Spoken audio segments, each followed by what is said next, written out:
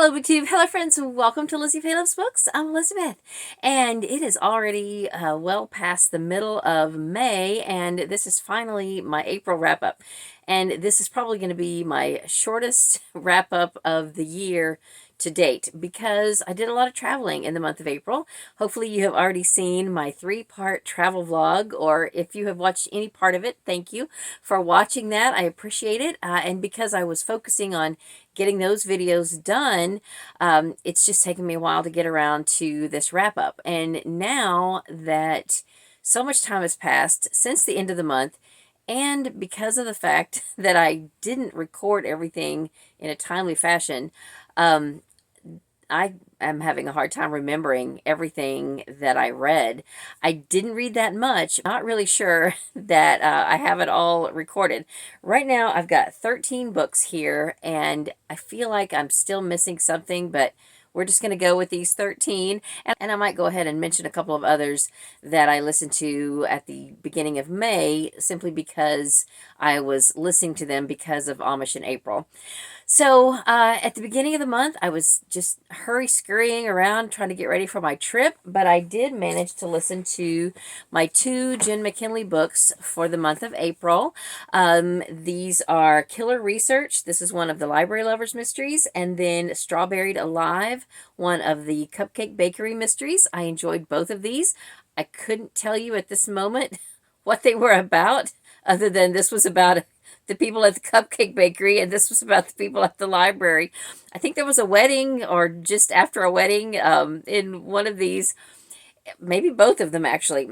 So this has been a really fun read-along. We've been doing this triple top treat read-along ever since the beginning of last year, and reading all 3 of the Jen McKinley Cozy Mystery series in publication order, and we are nearing the finish line.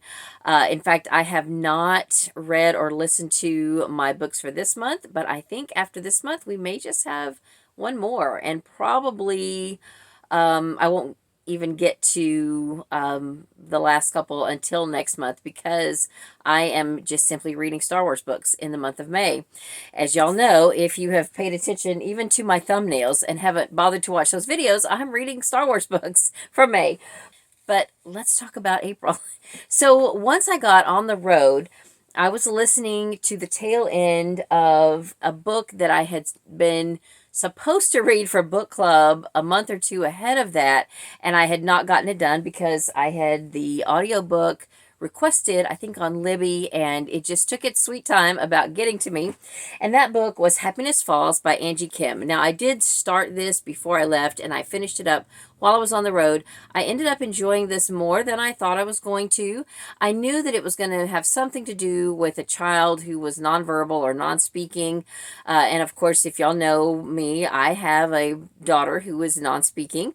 And at the time we discussed this, several of the book club members were saying, "Oh, I wish you had read it because, we wanted to know what you thought about it."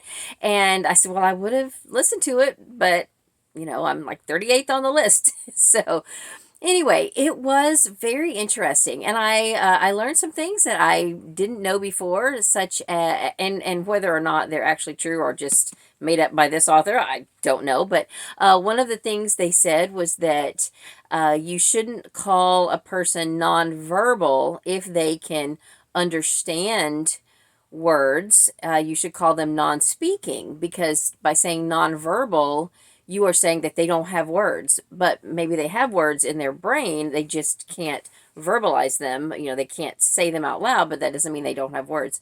And that's the case of my daughter. So I've been trying to change my mind around to saying, non-speaking rather than non-verbal. I haven't looked into that further, but that was one interesting point that was brought up.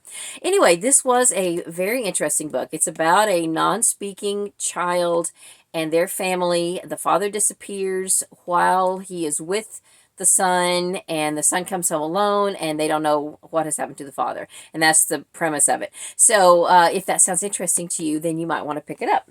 So when I finished that, I had been wanting to get back into this Acadia series by Jeanette Oke and T. Davis Bunn.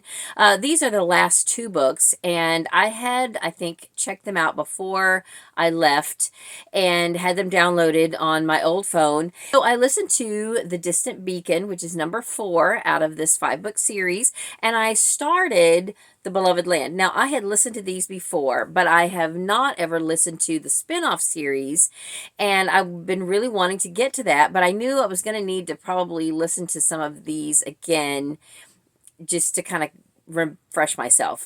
So that was my thought process. So I remembered some of this one, but it was definitely a good refresher. So I started this one, and then by the time I was about half done with it, I arrived at my sister's, and then I just never picked it back up. I need to, but I just didn't. I didn't even put it on my currently reading list, so it's not like a DNF. I've read it before. I just never finished this second go through. So I do need to go ahead and finish this one before I pick up the next series, and hopefully that will be sometime this summer. Anyway, this is my favorite series by Jeanette Oke. I really, really enjoy this series. I would say, though, the first 3 books I probably enjoy a lot more than these last 2. These did not hold my attention quite as much as they did the first time through, and maybe it's just because I've read them before, but I can't even say that, though, because I don't really remember much about this one. Anyway, it's definitely worth picking up, especially the first 2 or 3 books. It's a very compelling story. So then the other 2 book club books I read were for May, but I got both of them done in April. One of them was Rock, Paper, Scissors by Alice Feeney. I think I enjoyed this more than some of the other book club members. And even though these characters were pretty messed up, it was a very interesting and compelling book. And then the other book that we read for book club was Lessons in Chemistry by Bonnie Garmus. I had been avoiding this book. I didn't think I wanted to read it just because of this cartoony cover. I tend to steer clear of these, but this book was much more enjoyable than I thought it would be. There were some really tough moments. It's historical fiction. I didn't realize that it was historical fiction, and I just didn't even realize what it was about. I just simply was saying no because of this cover. So I know, don't judge a book by its cover. I can hear you all saying that. Anyway, this is historical fiction about a woman who's a scientist, and for various reasons, she becomes a TV host of a cooking show. And much to her chagrin, she wants to be taken seriously for being a scientist, and it's just not taken seriously because she's a woman. And it was a very compelling book. A lot of it I didn't like, but it was much more enjoyable than I thought it would be. And then the only book I read in the month of April in print from beginning to end is book 3 in the Kavanaugh Justice series by Marie Ferrarella. I don't have a physical copy of it. I read it on Hoopla on ebook, and it was very enjoyable. I definitely will continue this series. It is not super steamy. Each of the books so far have had 1 or 2 scenes, and they're not super graphic, so I can handle that, and I have enjoyed the stories so far. One of the main characters in each of the stories are part of this Kavanaugh family, and they are a family made up predominantly of policemen and law enforcement officers. So I will definitely continue on with the series. It is a 40-something book series, but I have collected almost all of them now, so I'm going to read them. Started out the month with half of this book left. This is Dial Emmy for Murder by Eileen Davidson. I started this for March Mystery Madness, and I have to tell you, I did not finish it. I read a little bit of it during April, but I just could not make myself pick it up. It's not that I'm not enjoying it. I just wasn't really in the reading mood, and because it's not a library book, because it's not checked out, there was really no great rush to read it. And a little bit of it might be that there is some foul language in here, and I am just not one who likes foul language at all, especially not in my cozy mysteries. So that made me kind of not want to pick it up. I am still planning to finish it, though.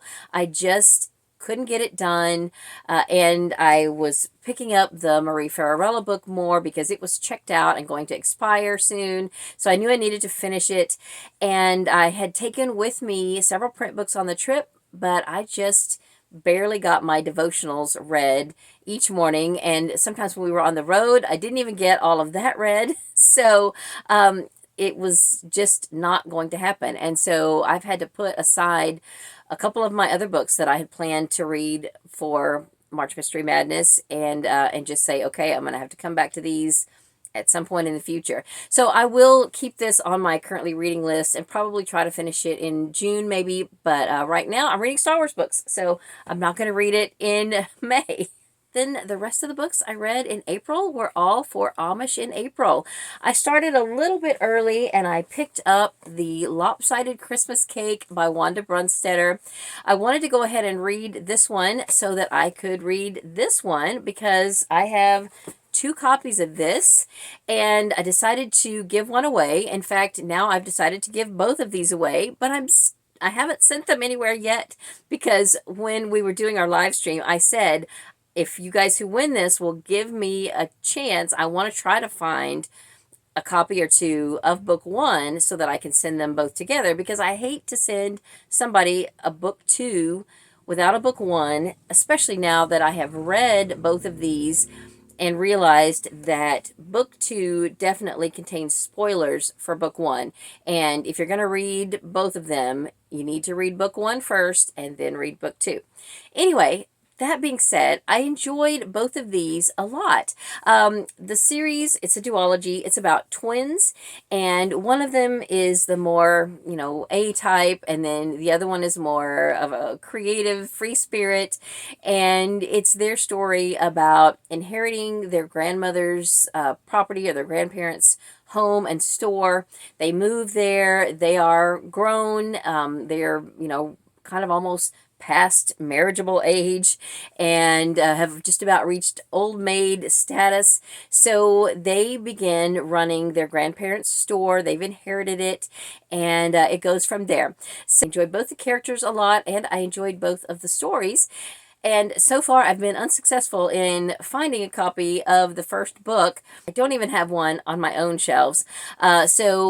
I'm going to give it another week or 2, and if I still can't find them, then I do need to get these mailed out to the people who won them.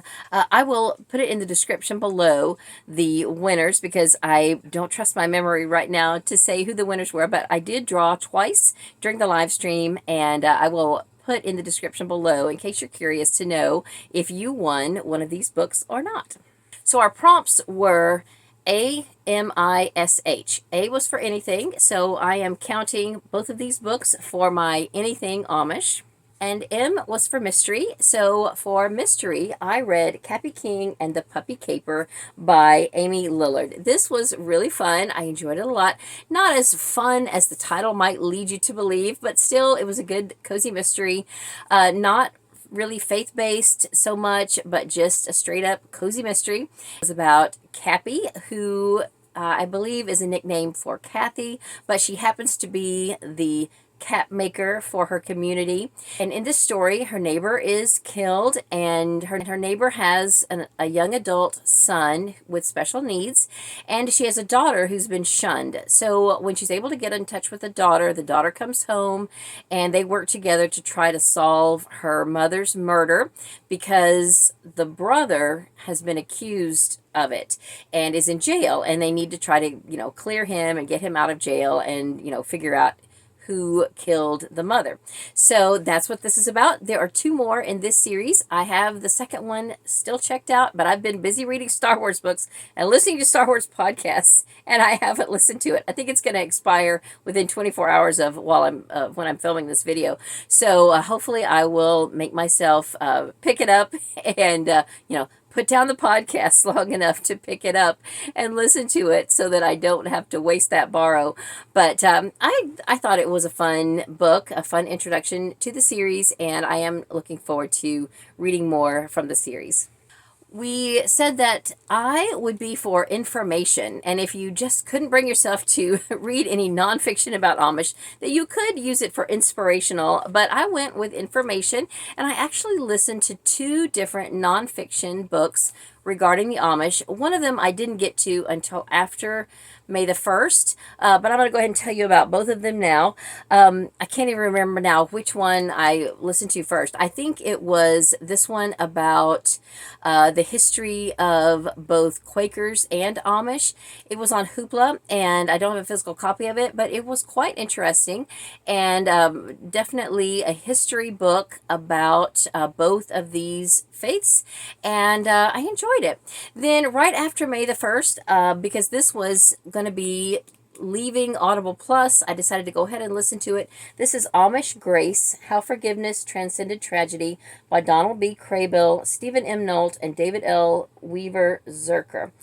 This was about a shooting that happened at an Amish school, and how the Amish community were able to forgive the shooter and form a relationship with the shooter's families and things like that. It was very interesting, and I definitely think that the Amish have the right idea about forgiveness. There is some discussion about whether they are too lenient, but the whole idea is that they are forgiving. They're not, it's not that they're not holding people accountable for their actions. They just simply believe in forgiveness. And I think, all of us Christians need to take a lesson from that. And they even say in the book that when interviewed, it's not that it's easy to do. We're all human, but we believe that that's what we're supposed to do. So I thought this was very, very interesting. And then the letter S was for Sweetheart, and we were supposed to read an Amish romance, and I read Belle by Sarah Price. I listened to this on audio. This was a Beauty and the Beast retelling, and it turns out there's 2 more in the series, and the other ones are, I think, Snow White and something else, and they all are girls that live in the same village, the same community. So I think that's really neat, and I definitely want to read the others. But this was very entertaining. I enjoyed it a lot, and I thought it was very well done. And then the last prompt was H for Half Grown, and you were to read a book for children or about a child or with child in the title. I ended up going with a book that had a child on the cover and in the title. This is Child of Mine by David and Beverly Lewis. I did hope to read an actual Amish children's book, but I just couldn't get it done. This was a very good book. This ended up being the only Beverly Lewis book that I got done during the month of April. I have another trilogy that I do want to read or listen to this year, but I will probably pick it back up later in the summer. But this was really good. However, I made the mistake of reading the back cover and thinking as I was going along, when is this stuff going to happen? It was like, it wasn't even the book that I was reading about on the back cover, because it took so long for the things talked about on the back to actually happen. And I don't like when they do that. I don't like when there are things on the back cover that happen 3/4 of the way into the book. That just shouldn't be. So, if you're ever going to pick up this book, don't read the back cover, because it's going to make you think, am I even reading the same book? It was a good book, though. There was a lot of twists and turns. There were things I didn't see coming. If you want a better discussion of this book, though, check out Paola's channel. Her channel is Reading in Darkness. She joined us for our live stream that we did at the end of Amish in April, and she read this book in April and reviewed it on her channel, and she does a much better job of talking about it than I do. Sometimes I just have a really hard time articulating what I want to say. So anyway, you should check out her channel anyway, especially if you like Amish books. She reads a lot of Amish books as well as a lot of other things that I enjoy, and I hope you will go and check out her channel. So that is all I have for this video. I did not get a lot read, and I might have even read or listened to some other things that I am forgetting about at this moment, but so be it. This is all I've got at the moment, so it'll have to do. That's all for this video. Thank you so much for watching. I hope you're having a great day. Read a good book, and God bless you.